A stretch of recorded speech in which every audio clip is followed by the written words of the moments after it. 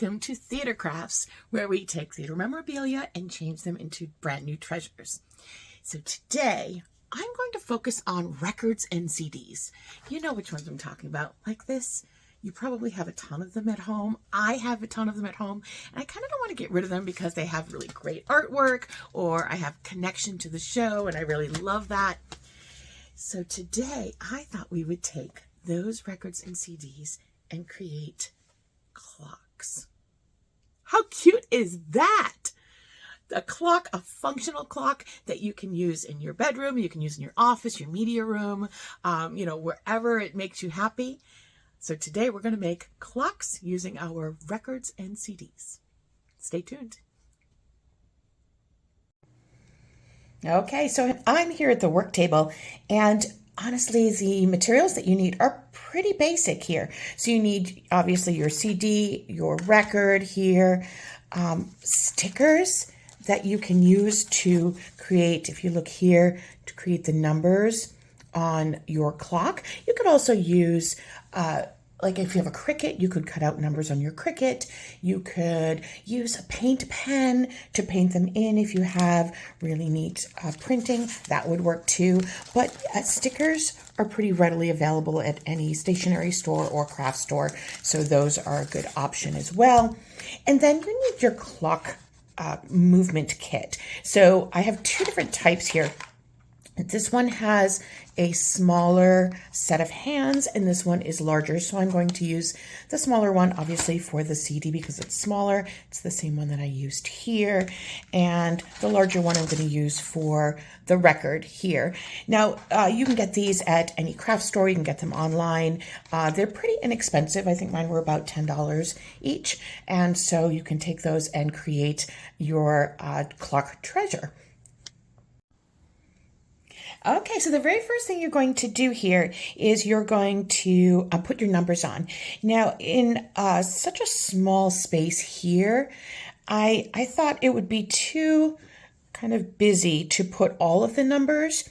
So I just put the 12, 3, 6, and 9. I think I'm going to do that on this one as well.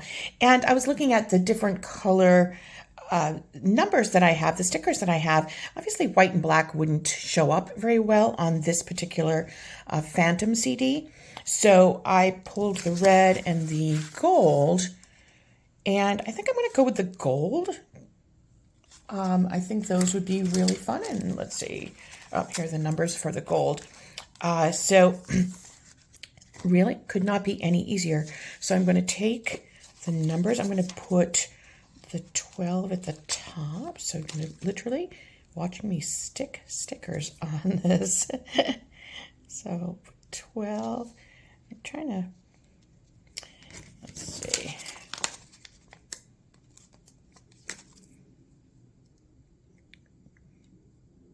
Okay. I'm going to get those even. Okay. And then I'll put the 3 on the side.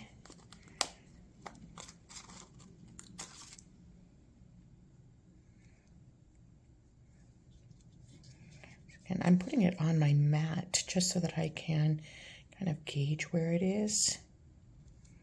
There's 3. Put the 6.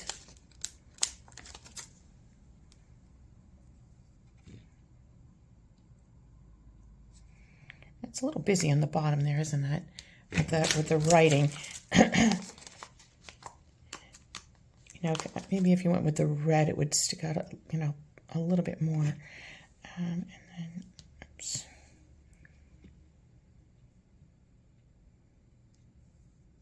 And then your 9.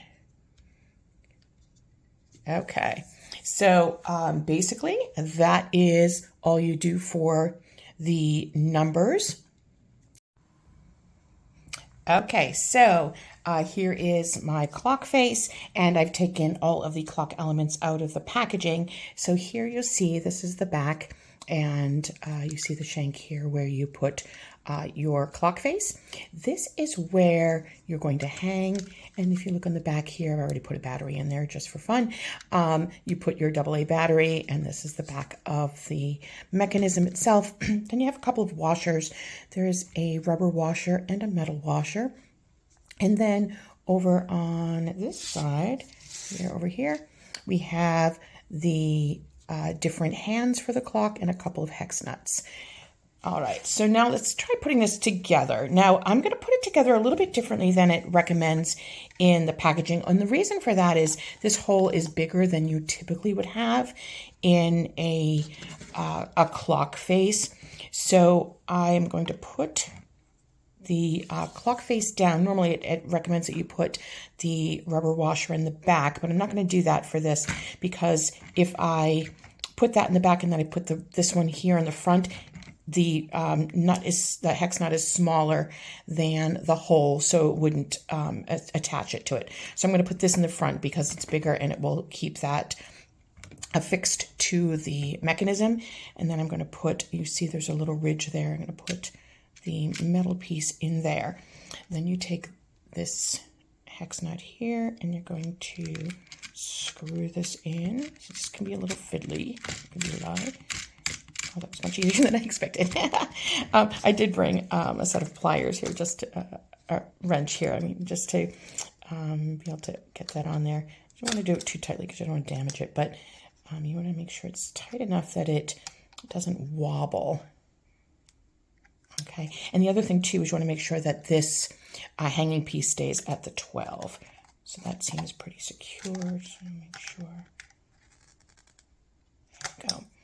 Okay, and then it's really just about putting the different hands on. So you go with the hour hand first, and I don't know if you can see, there is a flat side to this piece here, and then you can see here there are, let me take the plastic off of that. There's a flat sides there too, so you just want to make sure you align those.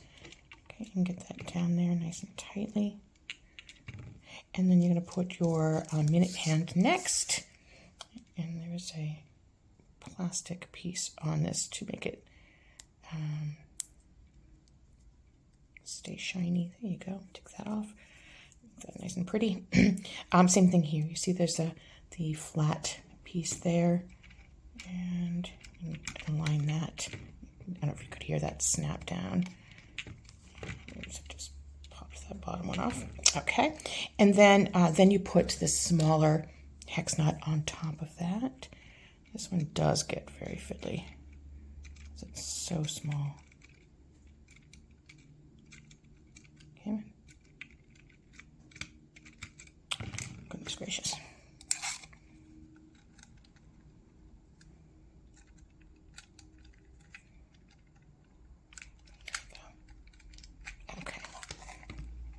I just want to make sure I didn't move that. Yep. Okay, and then we take the second hand. Okay, and you see on the top here, there's a little hole. I don't know if you can see that. There's a little hole right there. Can you see that? Okay, and then you're going to attach that to the top here. Oh, and it's already, because I had a battery in it already. It already started to move. Look at that. I don't know. What do you think? I'm not sure if I like the gold. I don't know. Does it show up enough? Maybe I'll try putting the red on. I don't know. Let's see. I'm going to put the red and just see if that would kind of read better. What do you think? The red would read better there? Oops. You know what? I'm going to try putting the red on just to see if I like that better. The beauty of this is you can take these off. You can change it to your own liking. Look at how easy that was to get off right there. Let's see. Totally messing up these poor little stickers. I just don't know if you could see that across the room. My thought was that it would be a nice complement to the gold there. But the point of a clock is you need to be able to read time. So let's see what this looks like. Again, I'm going to kind of line it up.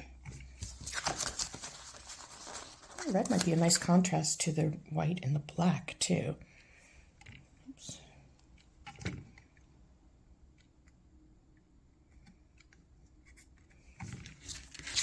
Okay.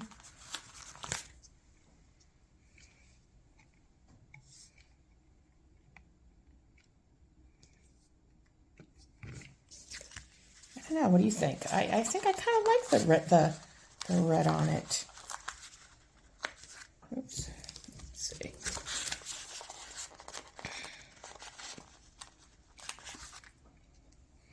What this sticker has. Interior. Take it off. Okay. Okay.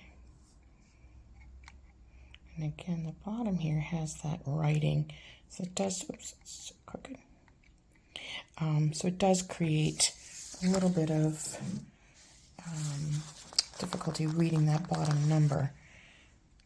And then here's the other 9. These stickers have an interior section, and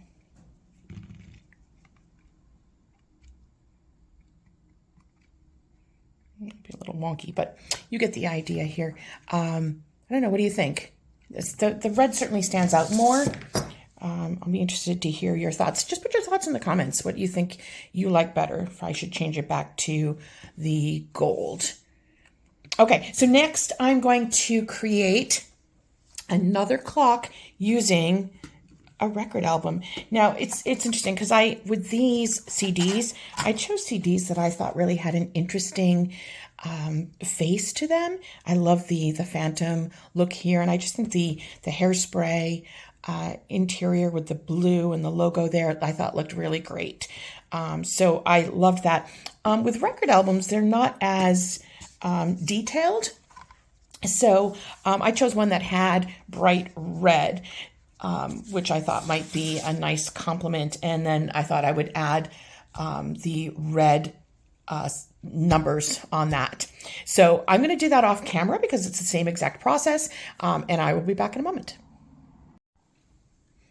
Okay, so you can see here that I decided on this one to put, you can see my ring light in there. I put all of the numbers on the clock rather than just the 3 because this is a much larger clock. Now, the challenge with this particular, with a record like this is that the hole is not quite big enough to fit over the threads. So what I have done to take care of that is I've taken basically a craft knife and literally just kind of, it's very easy to just kind of whittle away just a little bit. You don't need a ton of space there. And then you can, let's see if that was enough. Yeah, it goes right on over. And so that will help to get that clock base affixed to your clock. So the construction or the assembly is exactly as the other clock. So I'm going to do that off camera and I'll come back. Okay, so I have the clock mechanism in, and it was a little bit different than the other mechanism. This one does not have a second hand, so you don't see that. And if you remember on this one, I put the washer on the outside, the rubber washer on the outside, whereas this one, I was able to put it, you can't really see it, but it's underneath there. And so I was able to actually put it together the way the instructions say. And so it's pretty secure in there. And again, the battery is in there. You can hang it right from there and just hang it on your wall. And like I said, this one does not have a second hand. That just doesn't come with that particular kit. But boy, how cute are these to hang on your wall, to have these shows represented in your space, your special space, and to also recycle. I'm a big fan of taking materials and taking things that you don't really have a use for anymore and repurposing them. And so, what a great way to do that. So, I hope you're inspired by today's theater craft, and I will see you next week. Thanks so much for watching. Bye.